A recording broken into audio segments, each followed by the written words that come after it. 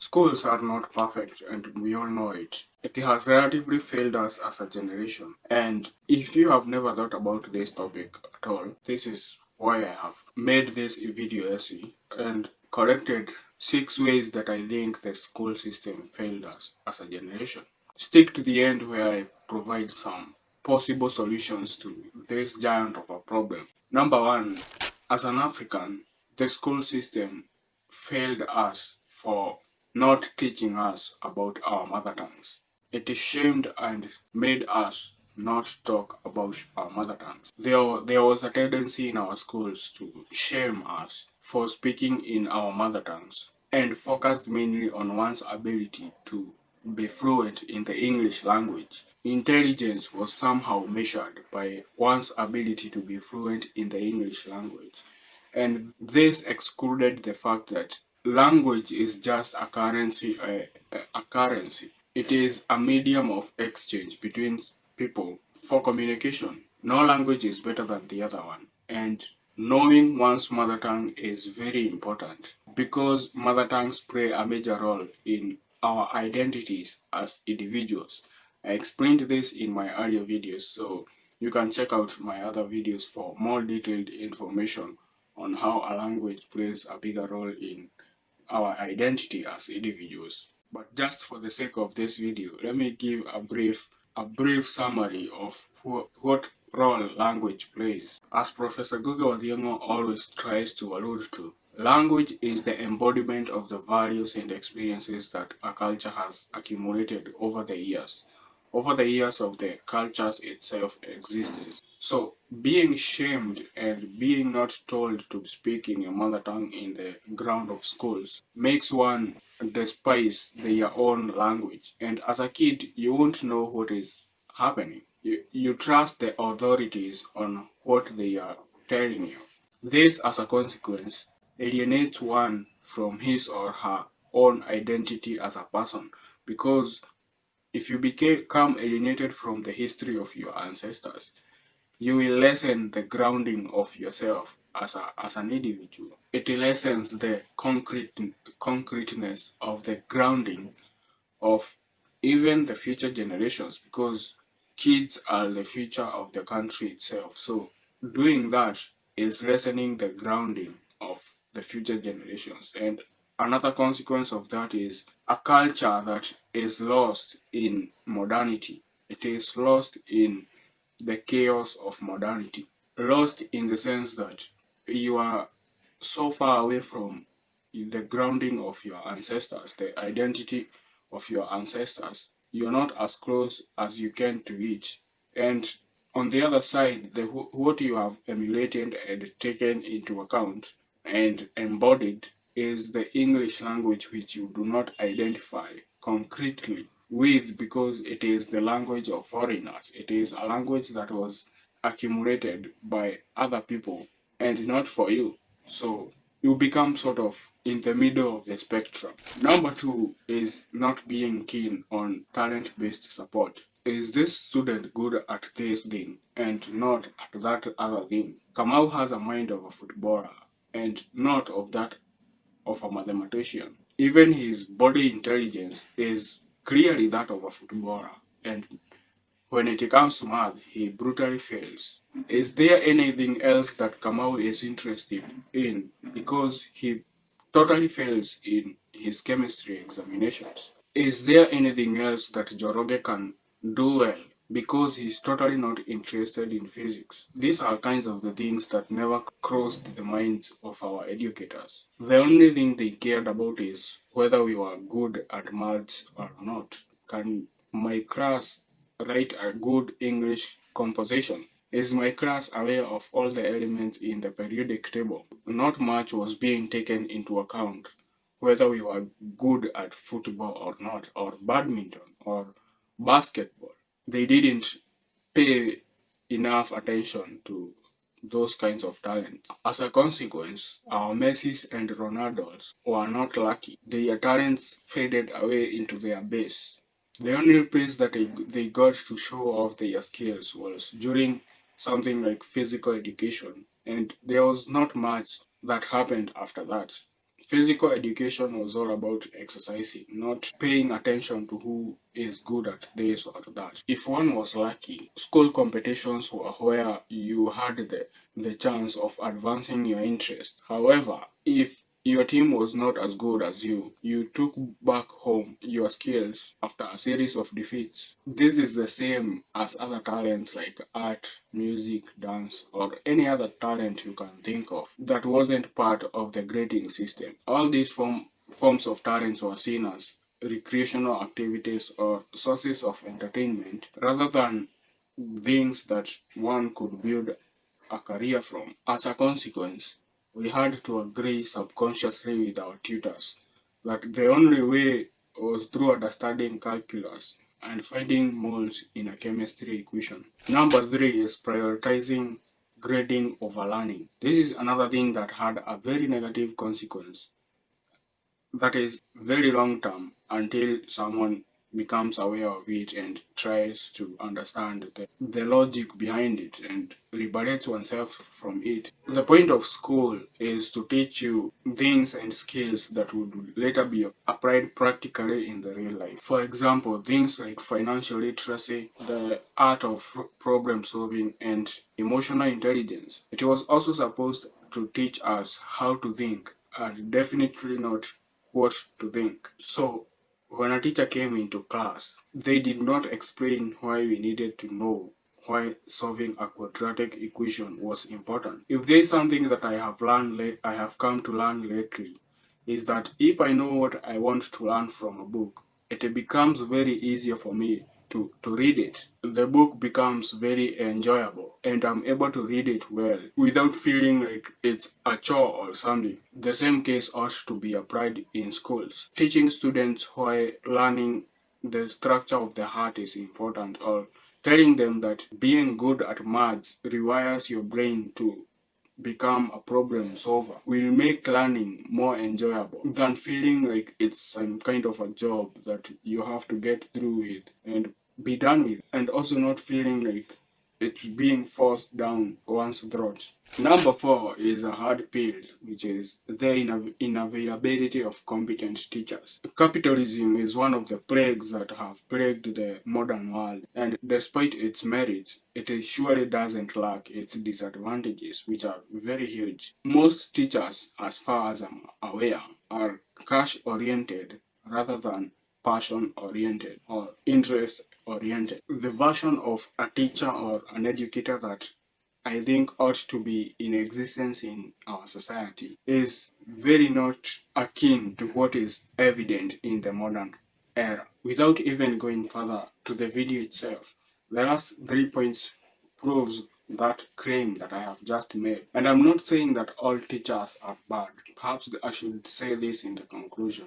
But most of them are. They are not competent. When we were choosing our majors back in university, which was done before joining the university, which is a brutally inconvenient and bad thing to do, but that is a story for another day. Some teachers, they advised us that we should get into either medicine, agriculture, or education because these are the careers that are well paying. They are rewarding financially. Ignoring whether this observation is or was true or not, it is clear that these kinds of advices would come from a teacher who is money oriented rather than having an interest of changing the lives of a student. Well, one might be compelled to think that these teachers were kind of looking out for us and they wanted the best for us. But this might also lead us to come to a possible conclusion that these teachers themselves were not consciously aware that they were money oriented rather than interest or passion oriented while choosing their careers. A teacher is someone who engages in the worldview of the student and finds subtle ways of improving it. And this is something that I think can only come from the inside of a person. It is an internal process. And I highly doubt that this is something that can originate from someone who only goes to school and in classes in anticipation of the next paycheck. It also requires ongoing training and professional development so that they can stay current with effective methods and student needs. Number 5 in my list is dismantling of the sense of our curiosity. Children are naturally curious creatures. They ask questions that one would not have considered as a possible question in existence. They don't care whether the question itself is stupid or not. Their primary goal while asking these questions is to understand the world around them because everything appears mysterious to them. Sometimes they even ask questions that we as adults or older people don't have answers to.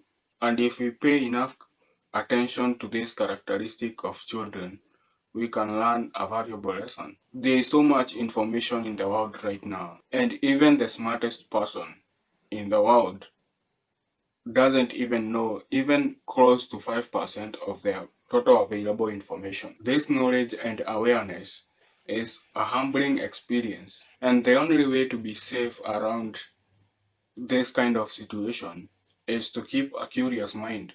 That is, if you value growth. However, if the majority of our educators are cash oriented rather than passion or interest oriented, it is very hard for us or children to continue keeping this curious mind as we grow older.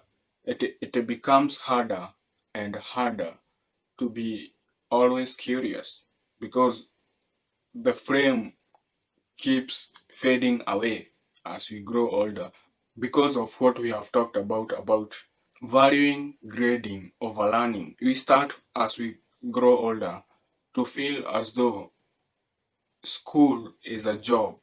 School is a chore that has to be done with. As Neil deGrasse Tyson observed, this is the reason why in celebration of graduation, people throw their capes away. I don't know if that is the right word for it, but I'll call it capes.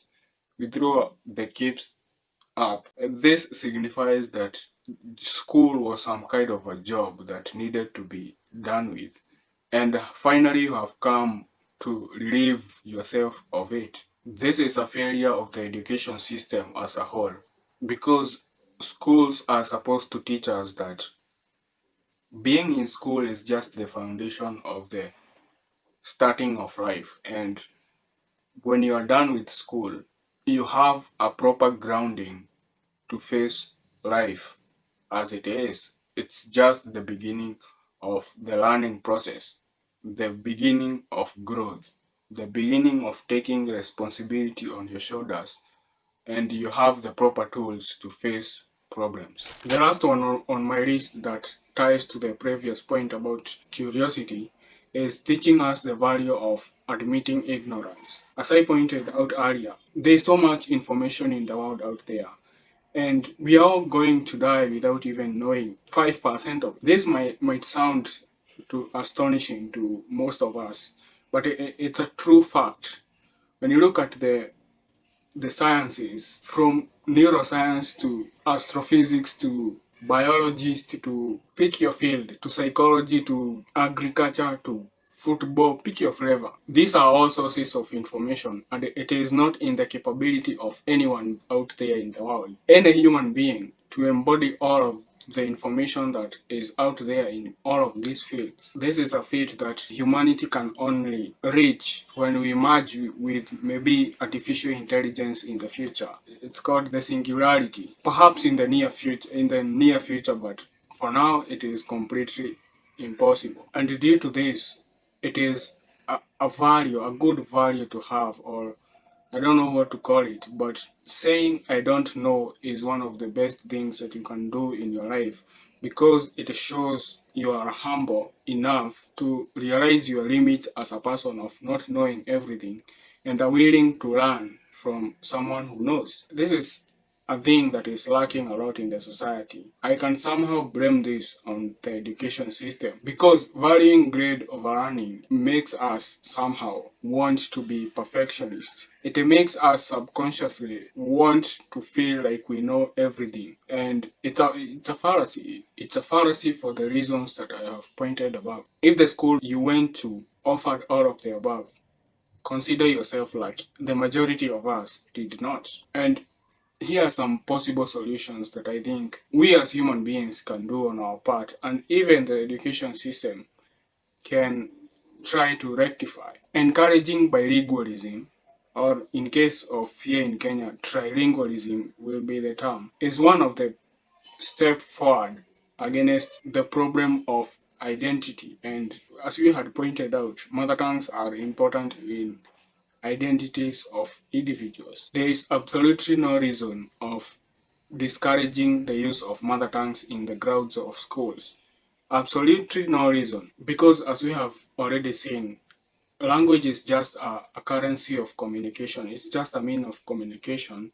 And there is no language that is better than the other one. In fact, I think these mother tongues should be introduced in the school curriculum. And I understand that there are many of them, especially here in Kenya, 62 languages of them. But I don't see how we can lack a solution to that. We have smart people out here, and I know they can come up with some solution to that. And also, the first step is not discouraging the usage of mother tongues in the grounds of schools.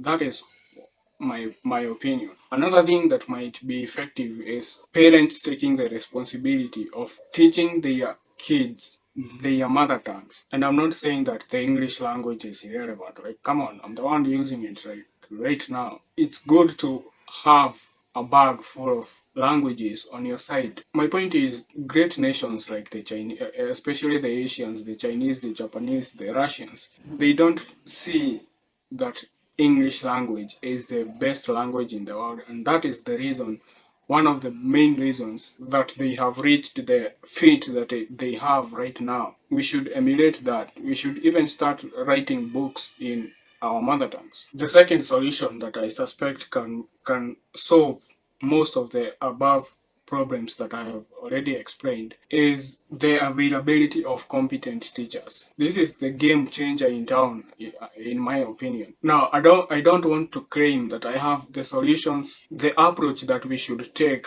on this giant of a problem, but I have a few speculations that I want to address. Firstly, I would like us to first acknowledge that being aware of these problems in the first place is a step forward towards solving the solution itself.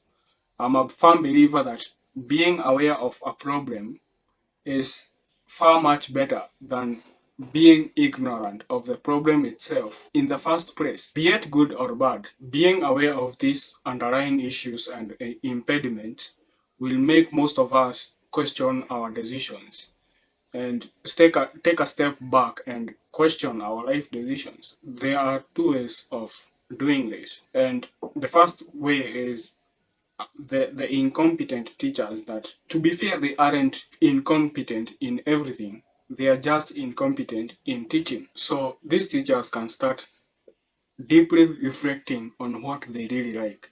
Maybe they would have been a great footballer or a great farmer or a great guitar player and lean more on those sides. There are all sorts of ways on how you can realize what you really love, but that is a different topic that would maybe require a different kind of video.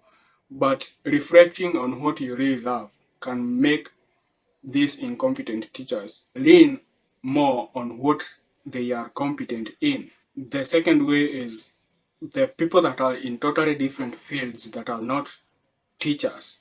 Maybe you are a lawyer, you are a judge, you are a pastor, you are an engineer, you are a farmer, and you feel deep down inside that you would change the lives of a lot of students. I don't think it is too late to start anything. You can take that leap of faith and do what you really like. And I don't think there is any form of regret that might come with taking risks. I know that sounds cliche, but I don't think it is a false thing to claim. Now, I know that sounds difficult, but I don't think life is easy. And I'm open to suggestions of other ways of improving the system. What this will do as a consequence is that we will have the best of every field in their respective fields.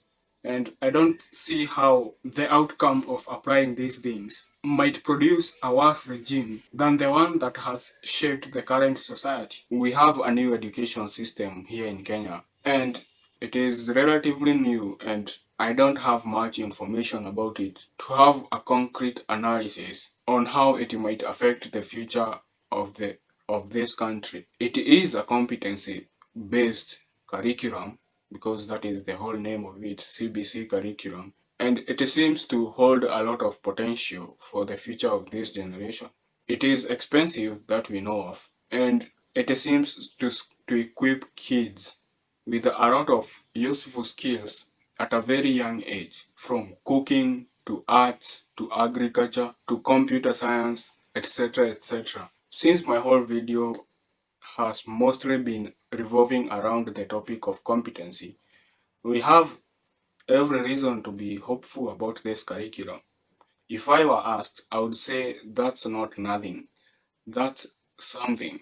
It is far much better than the education system that we went through as ourselves. And hopefully, this video has been my main target is not the CBC children, but us who went through the 844 system, and possibly someone who is not from the Kenyan society, who identifies deeply with these problems, to make us deeply reflect on these impediments and see how we can solve our own problems despite the impediments. Like as I said, it is one step better to be aware of these problems and impediments than not being aware of them in the first place. And I hope I have done a better job at that, hopefully, because I might have some potholes. The only thing that we are left to do is hope that the system itself is predicated on keeping up with the times, keeping up with the modern times. And as I said, I think there are most reasons to be hopeful about this curriculum. And I think somehow the future generation is at better hands than we ourselves were. Okay, that's it for today, guys. I hope the video was informative, and I hope to see you in the next one. Cheers.